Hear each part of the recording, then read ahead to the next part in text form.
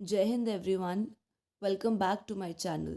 This is Shivangi Bhatt, and today we will be starting with the topic Organization of Army and Air Force. See, this topic is not that important for the exam perspective. You can just read through it once. Okay, introduction. Indian army आपका third largest army है पूरे world की।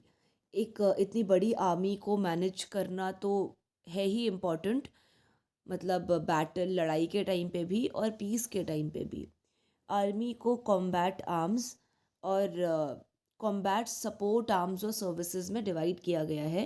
Combat arm आपका fighting units हैं, ठीक है, जो directly मतलब पार्ट लेती हैं, ठीक है, बॉर्डर पे लगती हैं जो। और जो combat support arms and services है, ठीक है, वो आपका डायरेक्टली बैटल में इन्वॉल्व नहीं होता। इट इज़ मतलब वो एक स्टेप पीछे रहते हैं। Organisation of Indian army, chief of army staff COAS, he is at the top. उसके नीचे आपके आते हैं VCOAS, ठीक है, vice chief of army staff. Then comes your deputy chief of army staff. उसके बाद आपके accountant general, military secretary, quartermaster general, master general ordnance, engineer in chief. आपकी 7 कमांड्स हैं इंडियन आर्मी की। पहली है आपकी नॉर्दर्न कमांड उधमपुर, फिर आपकी western command Chandigarh, central command Lucknow, eastern command Kolkata, southern command Pune, southern west command Jaipur, और ARTRAC, मतलब this is the training command basically which is located in Shimla. मतलब आपकी जो ये कमांड्स हैं, अगर आप कॉम्पिटिटिव एग्ज़ाम्स की तैयारी कर रहे हैं, लाइक बेस्ट क्रेडिट कंपटीशन, क्योंकि वो कंपटीशन जनरली लार्जली मतलब आर्मी स्टाफ के थ्रू ही लिया जाता है। तो आई विल सजेस्ट यू कि आप आर्मी की कमांड्स लर्न कर लीजिए। लेकिन अगर आप मतलब सर्टिफिकेट एग्ज़ाम्स के लिए प्रिपेयर कर रहे हो, BNC, तो these commands are not that important.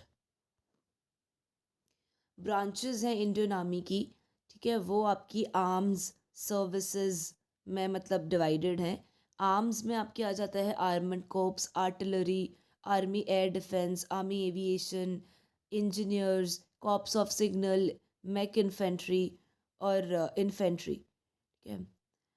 Then आपकी सर्विसेज आ जाती हैं, ठीक है, मतलब इसमें आपका मेडिकल इंक्लूडेड होता है, like army supply corps, army ordnance corps of EME, remount and veterinary corps, army education corps, ठीक है, etcetera. You can just go through it once. फिर आपका ऑर्गेनाइजेशन ऑफ इंडियन एयरफोर्स, तो सिमिलरली आपका chief of air staff, ठीक है, CAS, ठीक है, ये आपके टॉप पे आते हैं।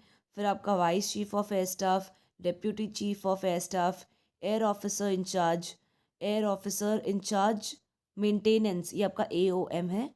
इससे पहले वाले आपके एयर ऑफिसर इंचार्ज पर्सनल थे, AOP। Then air officer in charge administration, director general inspection and safety. फिर आपकी कमांड्स हैं, ठीक है, अगेन अगर आप कॉम्पिटिशन्स की तैयारी कर रहे हो, लाइक बेस्ट कैडेट, RDC में या NSC में, या फिर इंटर कॉलेज कॉम्पिटिशन्स जो DU आपस में कराता है उसमें, तो आप इसको एक बार देख लेना। Western air command Chandigarh, eastern air command Shillong, central air command Delhi, southern western air command Jodhpur, southern air command Pune, maintenance command Bangalore. Indian army और इंडियन एयर फोर्स हमेशा भैया 2 इम्पॉर्टेंट आर्म्स हैं आपके इंडियन आर्म्ड फोर्सेस के, और ये हमेशा क्लोजली वर्क करते हैं during the operations with Indian navy. Indian navy के साथ मतलब ये मतलब कदम से कदम मिला के चलते हैं, ठीक है, and they are also very important. Okay, तो this lecture ends up here. Or again, if you are having some doubt or queries, you can ask them. I'll always try to answer them. And thank you. Jai Hind. Take care. See you in the next lecture.